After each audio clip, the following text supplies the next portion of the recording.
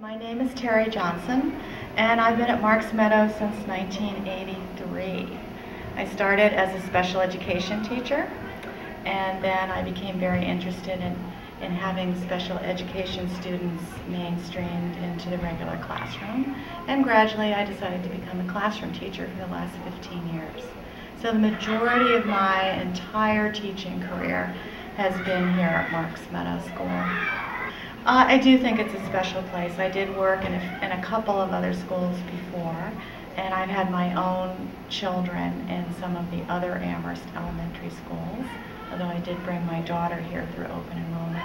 And I think it is a special school because for a long time, I really feel the teachers here have tried to work together, and it's a small enough school that we're able to do that if we wanted to do that. And most of the people that have been hired at Marks Meadow have been willing to work together really hard for the sake of the children.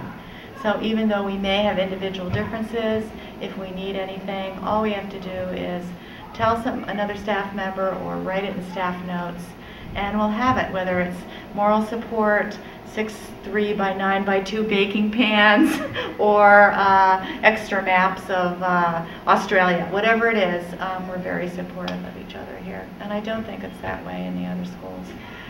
I wasn't that surprised that the decision was to close Marks Meadow. I was surprised that it was the school committee's vote and not the School of Education's decision, because for as long as I've been here, there's been a cloud over Marks Meadow about closing it for the sake of the School of Education.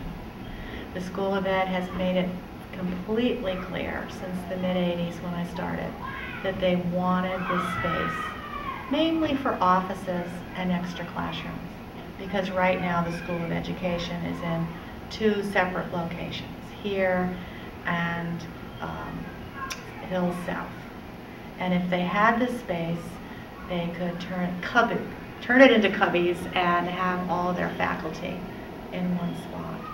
So we went through a crisis in the mid-'80s where UMass was threatening to take back the school, and we had extra committees and tried to prove our worth to the School of Education as a intern site, as a research site, and we had many more interns then from the School of Ed, many people doing their research here. We were paid a small stipend to be observed in the magic windows, as the kids call them. And so we had to keep renewing our relationship with the School of Ed. The threat came again in the mid-'90s, and we started a whole new constructivist teacher education program based at Marks Meadow, supposedly to save the school from being taken over by the School of Ed.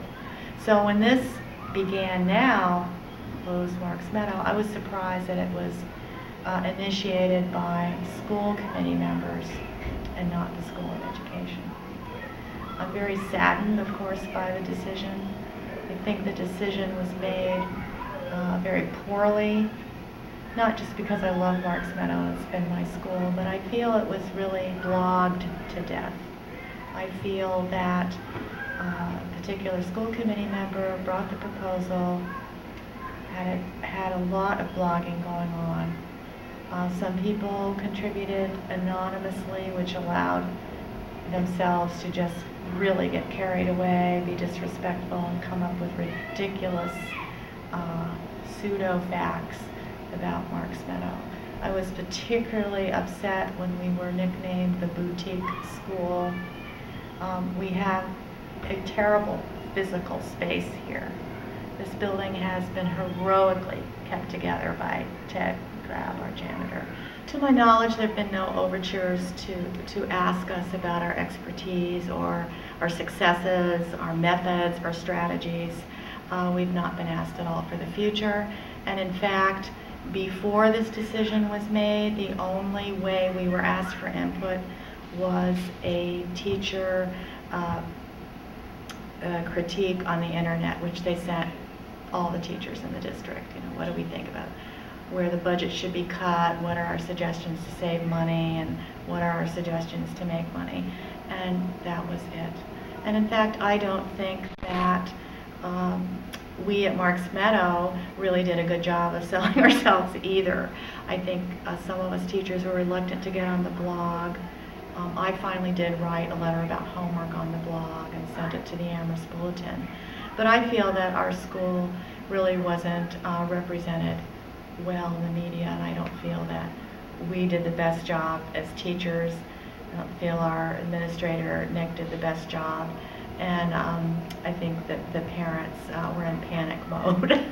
So I think that looking back, maybe we could have done a better job explaining ourselves, but in the heat of the moment and for teachers, the everyday job of just trying to teach with the cloud of closing has been difficult. The morale has been very sad in our school. I think that the decision to close Marks Meadow is a final decision. It is a done deal. Why? Because now the university has also gotten in the mix, and both sides have shown their cards. And the university has said, well, the agreement we have with you doesn't really say, you know, we need to provide you with money or schooling for these kids, and we need the building back, and we're going to take it. So I think it is a done deal. I'm hoping that there will be some effort to have a celebration of Marks Meadow in some way. I know that Diane McCombs has suggested organizing some kind of homecoming activities during the year where former graduates could come to Marks Meadow, maybe share a poem, talk about what they've done in their lives, just some acknowledgement of the over 40 years, 48 years maybe, 1961, of kids growing up at Marks Meadow. And I know it's a very special place. Somehow my daughter, who's studying for a master's degree in Germany, heard about the closing on YouTube. I don't know how this happened, but she emailed me before I even emailed her that she saw something on YouTube about Marks Meadow being closed. And you know, she has that connection from growing up in Marks Meadow too. So I'm hoping that there's some homecoming. I think that will help everybody, the parents. I think it'll help the kids who are here grieve a little bit, and also I think we need to help the kids look forward to next year. And we talked a little bit about this at staff meeting, and I really brought up the fact, look, many of us are devastated, but we're going to have to come to the fore for the kids. We're going to have to let them know, yes, it's sad, but this is going to be an opportunity for them in another school. And then I think it's our role as adults to make sure that it really is an opportunity. I'm very saddened by the divisiveness that some school committee members have created in our community. I think that it was an unnecessary way to go about this, and it just breaks my heart to see what's happened to Amherst as a community. I think it's brought up a lot of issues that really haven't and probably need to be discussed.